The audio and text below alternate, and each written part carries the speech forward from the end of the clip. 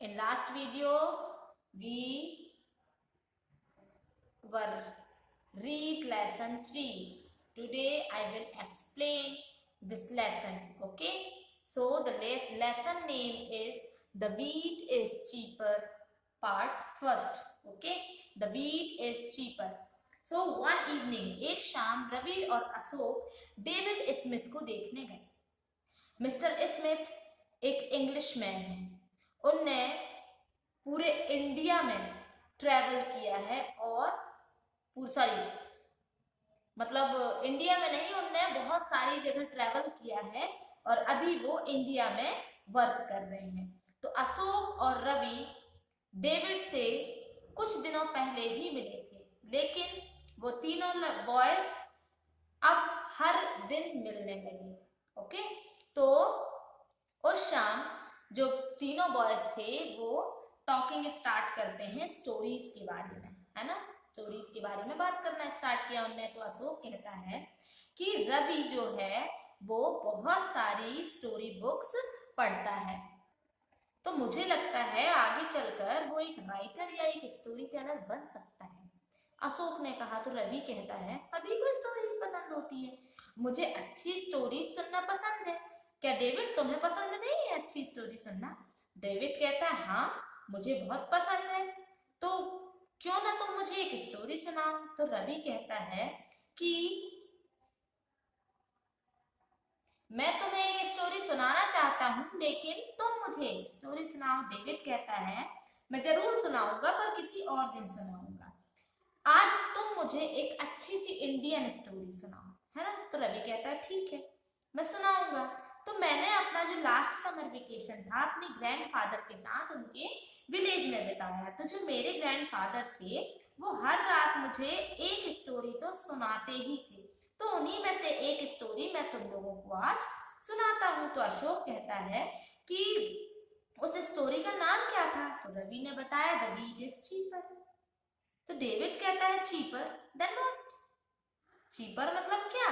तो रवि कहता है कि ये तुम मुझे स्टोरी सुनने के बाद बताना, है ना। रवि बोलता है स्टोरी पहले तुम सुन लो, उसके बाद तुम मुझे बताना।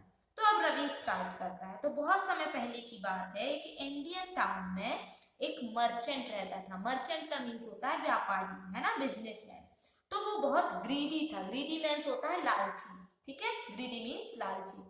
तो वो टाउन्स में जाता था, है ना, नगरों में जाता था, लार्ज क्वांटिटीज में ग्रेन मीन्स अनाज, है ना, ग्रेन्स बाय करने के लिए और सेल करने के लिए, खरीदने और बेचने के लिए। और रास्ते में अगर उसको मौका मिलता तो वो रास्ते में भी जो ग्रेन्स होते थे वो खरीदता था और बेचता था, मतलब ज्यादा पैसा कमाने की वो कोशिश करता था, ठीक है। तो एक दिन जब वो टाउन जा रहा था ग्रेन खरीदने के लिए, तो उसने एक फार्मर को देखा, एक किसान को देखा जो थोड़ी दूरी पर खड़ा हुआ था। तो उसने सोचा कि ये तो बहुत अच्छा मौका है कुछ और पैसा कमाने का एक सिंपल विलेजर से। सिंपल विलेजर का मतलब जानते हैं, एक साधारण सा गांव का व्यक्ति, ग्रामीण व्यक्ति, ठीक है। तो वो जल्दी जल्दी गया और उसके साथ फ्रेंडली होने लगा, बात करने लगा, ठीक है।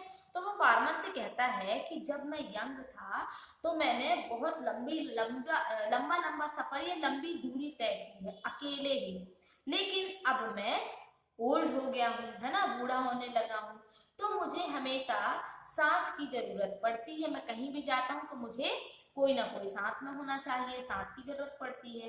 तो जैसा कि हम दोनों एक ही रास्ते पर जा रहे हैं, मर्चेंट कहता है फार्मर से, है ना, हम दोनों एक ही रास्ते पर जा रहे हैं, तो ये हमारे लिए बहुत अच्छा है, हम एक दूसरे की कंपनी एंजॉय करेंगे।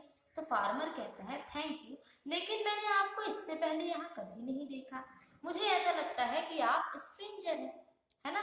तो मर्चेंट कहता है नहीं, मैं स्ट्रेंजर नहीं हूँ, मैं मर्चेंट हूँ, व्यापारी हूँ, और मैं यहाँ पहले भी आ चुका हूँ, लेकिन मैं बहुत सारे प्लेसेस भी घूम चुका हूँ। तो फार्मर कहता है लेकिन मैं तुम्हारा अच्छा कंपेनियन कैसे प्रूफ हो सकता हूँ, है ना, कि मैं तुम्हें अच्छी कंपनी दे पाऊंगा। मैं तो एक सिंपल विलेजर हूँ और आपने तो पूरी दुनिया देख रखी है, लेकिन फिर भी ये अच्छा होगा कि सारी बातें आप ही करें और मैं सिर्फ आपकी बातें सुनता रहूं जो आप मुझे कहेंगे। तो फार्मर वो मर्चेंट कहता है कि ये तो अच्छी बात नहीं है, क्या पूरे रास्ते मैं ही बात करता रहूंगा? मैं इतनी बात नहीं कर सकता। मेरे पास एक आइडिया है, चलो एक काम करते हैं कि हम दोनों एक दूसरे को एक टेल मतलब होता है स्टोरी सुनाना, एक कहानी सुनाना, ठीक है? तो एक बड़ी सी पॉसिबल मतलब जो सच्ची घटना है वो सुनाते हैं। ओके, पॉसिबल टेल मतलब होता है सच्ची घटना, है ना? वो एक दूसरे को एक एक हम सुनाएंगे और अगर किसी को भी किसी की स्टोरी पर डाउट हुआ, जैसे अगर मर्चेंट स्टोरी सुना रहा है और अगर फार्मर को डाउट हुआ तो फार्मर को 100 रुपीज देना पड़ेगा मर्चेंट को। और अगर मर्चेंट वो सॉरी फार्मर स्टोरी सुना रहा है और मर्चेंट ने डाउट किया उसकी स्टोरी पर तो मर्चेंट को 100 रुपीज देने पड़ेंगे, ठीक है? तो ऐसे करके इन लोगों का ये मतलब बात तय हो जाती है, ठीक है? तो फार्मर कहता है ठीक है, इसमें कोई बार्गेनिंग भी नहीं, है ना? कहता है ठीक है फार्मर भी। अब मर्चेंट जो था वो अपनी स्टोरी सुनाना स्टार्ट करता है कि जब मैं एक दिन रोड पर जा रहा था तो मैंने देखा कि एक मर्चेंट लंबी ट्रेन लेकर, किसकी ट्रेन? कैमल्स की ट्रेन लेकर जा रहा था। ये स्टोरी कौन सुना रहा है? मर्चेंट सुना रहा है, ठीक है?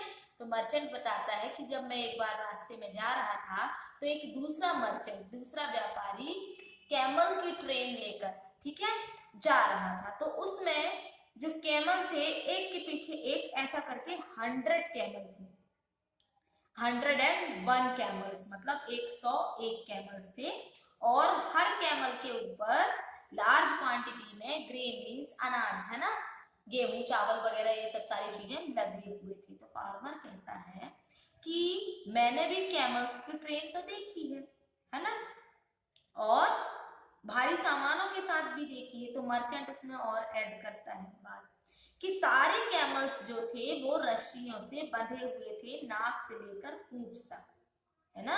नाक से उनकी रस्सी निकली थी पूंछ में, फिर नाक से, फिर पूंछ में।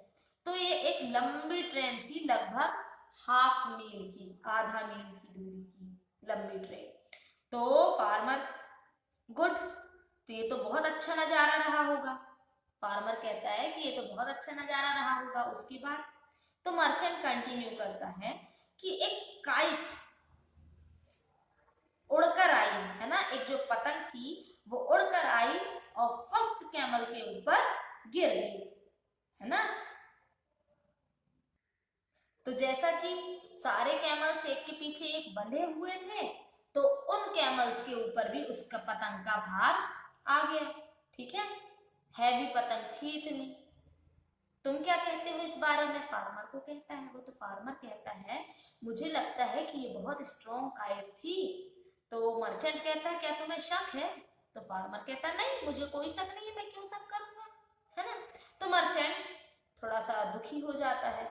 फिर वो डिसाइड करता है कि चलो एक और उसमें जोर लगा के देखा जाए, शायद फार्मर जो है मेरी स्टोरी पे डाउट कर ले, शक कर ले, है ना, और मुझे 100 रुपीज मिल जाए। तो वो फिर अपनी स्टोरी कंटिन्यू करता है कि एक प्रिंसेस अपने गार्डन में बैठी थी और उसकी मेड मतलब जो घर में नौकर होते हैं ना, उसकी मेड उसके बालों में कंघी कर रही थी, कॉम्बिंग हर एयर, है ना? तो द प्रिंसेस जो प्रिंसेस थी वो आसमान की तरफ देखने लगी। जैसे ही उसने आसमान की तरफ देखा तो कि वो जो काइट थी, है ना, वो जो पतंग थी जिसके बारे में मैंने बताया था, वो आसमान से उड़ती हुई आई, है ना, उसके सर के ऊपर से। और तो उसके साथ साथ जो ट्रेन ऑफ कैमल था, है ना, कैमल्स की जो ट्रेन थी वो भी उड़ती हुई आ गई क्योंकि पतंग इतनी भारी थी, ठीक है? तो वो उस पतंग से किक सा लगा तो जो पूरी ट्रेन थी कैमल्स कैमल्स की, है ना, ऊंटों की जो ट्रेन थी वो प्रिंसेस की लेफ्ट आई में आकर गिर गई। पुअर गर्ल मतलब फार्म वो कहता है मर्चेंट कि बहुत बुरा हुआ, है ना? तो लगभग 101 एनिमल्स जो थे उसकी आंख में गिर गए तो उसकी आंख में कितना दर्द रहा होगा। और फिर तो अब मर्चेंट को नहीं पता था कि वो आगे क्या कहे।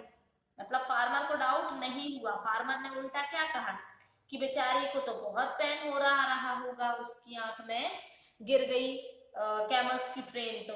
तो अब मर्चेंट, उसको नहीं पता था कि आगे क्या कहे, तो उसने लास्ट अटेम्प्ट किया, एक बार और कोशिश की कि प्रिंसेस जो थी वो रोने लगी दर्द की वजह से। उसकी मेड ने उसको स्टॉप कराया, है ना। उसका जब जो वो कंघी कर रही थी बालों में, है ना, वो बंद किया मेड ने। उसके बाद केयरफुली उसने प्रिंसेस की आईलिड उठाकर, मतलब पलकों को उठाकर, सारी जो कैमल की ट्रेन थी, ठीक है, इतने सारे मतलब 101 जो कैमल उसकी लेफ्ट आई में गिर गए थे, उसको एक एक करके उसकी आंखों से बाहर निकाला और उसको पॉकेट में रख लिया, कैमल्स को पॉकेट में रख लिया। तो फार्मर ने फिर भी डाउट नहीं किया, है ना। फार्मर ने कहा कितनी अच्छी मेड है।